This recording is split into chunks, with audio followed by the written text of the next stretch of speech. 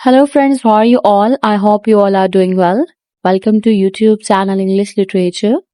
हम जो topic discuss कर रहे हैं that is translation and globalization. Subject है हमारा introduction to translation studies. Translation क्या होता है? हम लोगों ने इसके बारे में ऑलरेडी बहुत सी गपशप कर ली है. अब हमारे पास यहाँ पे वर्ड आ रहा है ग्लोबलाइजेशन. ग्लोबलाइजेशन क्या होता है? ग्लोब, आपने देखा होगा एक नीले से रंग का गोल दायरा सा है और उसके ऊपर बहुत से सारे जितने भी इस दुनिया के अंदर मुल्क हैं, कंट्रीज हैं, उनके मैप्स बने हुए हैं. वो क्या इंडिकेट कर रहा होता है?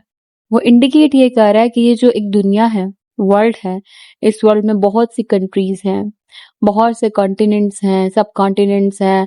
और इसके अलावा इस टाइम पीरियड के अंदर यानी कि इस प्रेजेंट मॉडर्न वर्ल्ड में हम देखते हैं कितने लोग हैं, उनकी कितनी ज्यादा रेजिडेंट्स हैं, सो ऑन. मतलब ईच एंड एवरी पार्ट, पूरी दुनिया आ जाती है. और ग्लोबलाइजेशन क्या होता है? इस दुनिया का आपस में कनेक्ट होना. फॉर एग्जाम्पल, इंग्लिश एक इंटरनेशनल लैंग्वेज है. हर कोई ESL, EFL ये लैंग्वेजेस सीखना चाहता है, मतलब इंग्लिश लैंग्वेज सीखना चाहता है. क्यों? ताकि वो पाकिस्तान में रहते हुए इंडिया या अमेरिका या चाइना में रहते हुए जापान या फिर अमेरिका या दूसरी कंट्रीज में आपस में कम्युनिकेट कर सके. For the purpose of trading, for the purpose of friendship, for the purpose of communication, schooling, multiple purposes हैं.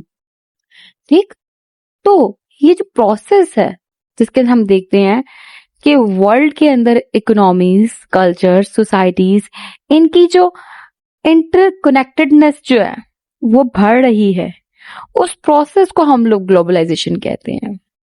So globalization is a term used to describe the increasing interconnectedness of the world's economies, cultures, and societies. It involves the free flow of goods, services, capital, people, and information across national borders. Clear? तो ये होता है जी globalisation. अब translation हमारे पास point है और globalisation का हमारे पास पॉइंट है, तो इन दोनों का आपस में क्या लिंक है?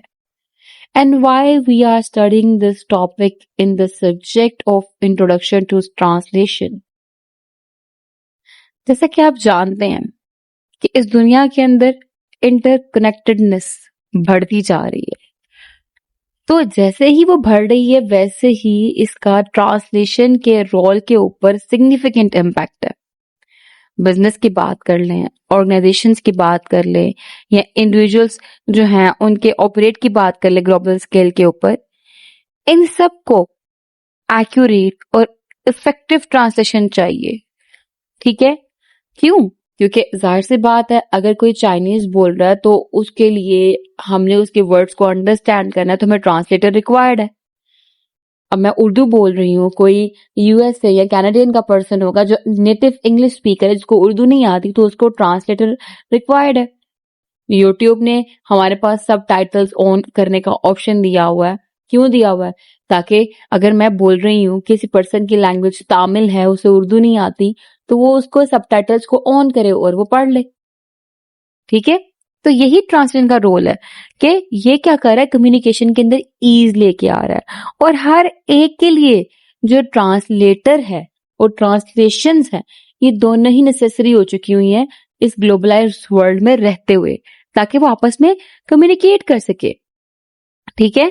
तो the need for accurate and effective translations has become more critical than ever. Clear? And then key roles of translation in globalization. Number 1, facilitating international communication. Translation जो है ना, जो लोग different linguistics and cultural background से belong करते हैं, उनको बड़ा ही ज्यादा facilitate करता है communicate करने में, collaborate करने में, क्योंकि ट्रांसलेशन की बेस पे हम एक दूसरे को अंडरस्टैंड कर पा रहे हैं. ठीक है? बिजनेसेस हो गए, रिसर्च हो गई या कल्चरल एक्सचेंज हो गया, इन सब के अंदर इंपॉर्टेंट रोल प्ले कर रहा है translation. And then expanding market reach. इसी की बेस पे क्या हो रहा है, जो बिजनेसेस हैं वो एक्सपैंड हो रहे हैं, जो मार्केट ट्रेडिंग है वो एक्सपैंड हो रही है। आप इंग्लिश को देख लें, इंटरनेशनल लैंग्वेज है, मुझे आती है तभी तो मैं लाइक जो स्टूडेंट्स यहाँ के नहीं है, ओवरसीज है, उनको अप्रोच कर पाऊंगी। जो यहाँ के इंस्टीट्यूट्स नहीं है, जो ओवरसीज इंस्टीट्यूट्स हैं, उनको मैं अप्रोच कर पाऊंगी। ठीक है, फॉरेन कंट्रीज को मैं अप्रोच कर पाऊंगी। कैसे? अपनी इंग्लिश लैंग्वेज के यूज की बेस पे। मुझे ना आती तो मैं ना कर पाती। क्यों? क्योंकि मेरी अपनी नेटिव लैंग्वेज को अंडरस्टैंड नहीं करेंगे। अब English language central language, sorry, international language बन चुकी हुई है, हर जगह हर कंट्री में ऑलमोस्ट पढ़ाई जा रही है। तो दैट इज वाई इस लैंग्वेज के यूज की बेस पे जो ट्रेडिंग है वो आसान हो रही है। ऑटोमेटिकली जो वर्ड्स हैं उनको ट्रांसलेट किया जा रहा है, तो ट्रांसलेशन की बेस पे ऑटोमेटिकली क्या है, कनेक्शंस जो है वो स्ट्रॉन्ग हो रहे हैं। बिजनेस जो है वो वास्ट हो रहा है, वाइडर लेवल पे फैलता जा रहा है। So, by translating their products, services, and marketing materials into different languages, companies can tap into new opportunities and increase their revenue. अब जैसे आप लगा लें चाइनीज है, आप कोई भी चाइनीज प्रोडक्ट खरीदते हैं तो अक्सर प्रोडक्ट्स के ऊपर चाइनीज भी लिखी होती है और इंग्लिश भी लिखी होती है। जापानीज खरीदते हैं, जापानीज भी लिखी होती है और इंग्लिश भी लिखी होती है। इंग्लिश इसलिए क्योंकि वो इंटरनेशनल लैंग्वेज है तो ईज मिल जाता है। चाइनीज इसलिए क्योंकि वो उनकी अपनी कंट्री की लैंग्वेज है। अब कोई पर्सन जो स्कूल नहीं जाता, जिसको सिर्फ और सिर्फ, जाहिर सी बात है हर बंदे को अपनी नेटिव लैंग्वेज पढ़ना लिखनी ऑलमोस्ट आती है, 8 क्लास से ही क्यों ना पढ़ा हुआ हो। ठीक है, अब जिसको इंग्लिश नहीं आती, अब उसको चाइनीज तो आती, तो चाइनीज में वो पढ़ लेगा क्योंकि उस जगह का वो रहने वाला है। ठीक, तो ये एक काइंड ऑफ ट्रांसलेशन, एक सोर्स हो गया बिजनेस को एक्सपैंड करने का। Clear? I think you are getting my point. ठीक है, फिर उसके बाद क्या है, promoting cultural exchange.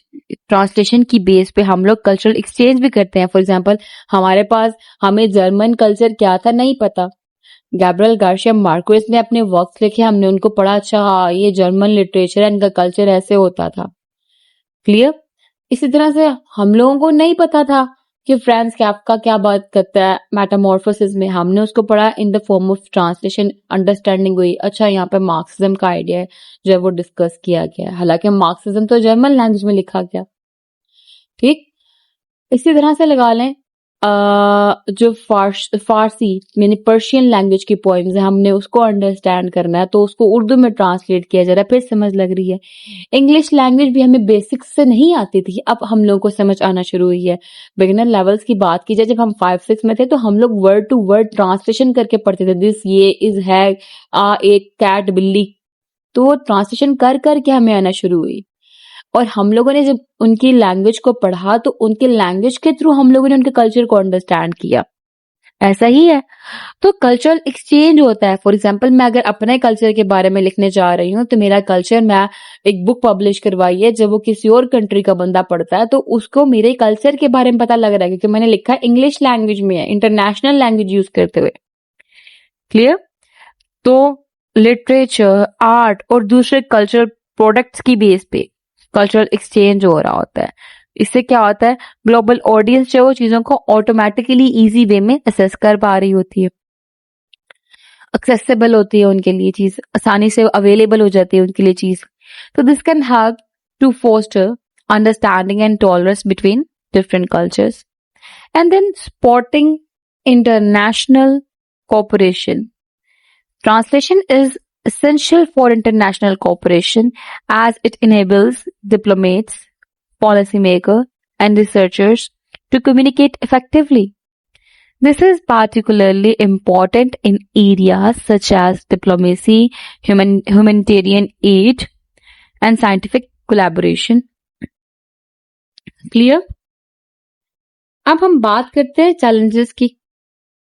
Challenges and opportunities in translating in the age of globalization. तो नंबर 1 तो हमारे पास टेक्नोलॉजिकल एडवांसमेंट है। क्या हुआ है जी, मशीन ट्रांसलेशन की डेवलपमेंट हुई है और कुछ टेक्नोलॉजिकल टूल्स हैं जिनकी बेस पे जो ट्रांसलेशन हैं उनको असेस करना आसान हो गया हुआ है। फॉर एग्जाम्पल, हमने देखा है कि आई थिंक यू डिक्शनरी था, मुझे एग्जैक्ट नेम नहीं है, कि आप वहां पे बोलते हो किसी भी लैंग्वेज की जुबान को, सॉरी किसी भी लैंग्वेज को, तो वो उसको आपको आपकी नेटिव लैंग्वेज के अंदर ट्रांसलेट करे ताकि आप उसको अंडरस्टैंड कर पाओ। ठीक है, गूगल को ही देख ले, हम इंग्लिश डाल देते हैं, वहां पे कहते हैं इसको उर्दू में ट्रांसलेट कर दो, मैं ट्रांसलेट करके दे देता है। ठीक, तो ये क्या हुआ, टेक्नोलॉजिकल एडवांसमेंट हुई है। ठीक है, लेकिन still these tools have limitations and may not always produce accurate results. ठीक है, हमेशा रिजल्ट एक्यूरेट नहीं देता, कोई ना कोई वहां पे प्रॉब्लम्स आ जाती हैं। देन कल्चरल सेंसिटिविटी की बात की जाए तो translators must be aware of cultural nuances and differences to ensure that their translations are culturally appropriate and effective. Then, localization. In addition to translation, localization is becoming increasingly important in global marketplace. Localization involves adapting products, services, and marketing materials to the specific cultural and linguistic context of a target market. इसके बाद जो point आता है वो है ethical considerations. जब भी हम लोग ट्रांसलेशन की बात करें तो वहां पे एथिकल कंसिडरेशंस का खास ख्याल रखा जाना चाहिए, जैसे कि फेयर ट्रीटमेंट हो ट्रांसलेटर्स का, कि ट्रांसलेटर अगर कुछ चीज ट्रांसलेट कर रहा है तो उसको गलत मतलब ट्रांसलेट करके मत बताए। ठीक है, उसको एक्यूरेट वे में, अनबायस्ड होके फेयर ट्रीटमेंट की वे में ट्रांसलेट करे। And the protection of intellectual property, जो किसी की लैंग्वेज, जो किसी का मटेरियल है, उसकी प्रोटेक्शन का भी ख्याल रखा जाए। इन अ नटशेल, अब कंक्लूड करके मैं बताऊं आपको, translation plays a crucial role in the age of globalization by facilitating communication, expanding market reach, promoting cultural exchange, and supporting international cooperation. Translations helps to bridge cultural divides and foster a more interconnected world. That's all. I hope कि आपको ये topic clear हो चुका होगा, इसमें कोई confusion नहीं होगी। वीडियो पसंद है, वीडियो को लाइक भी करिएगा, चैनल को सब्सक्राइब करना मत भूलिएगा, दुआओं में खास याद रखिएगा। फी अमान अल्लाह, अल्लाह हाफिज।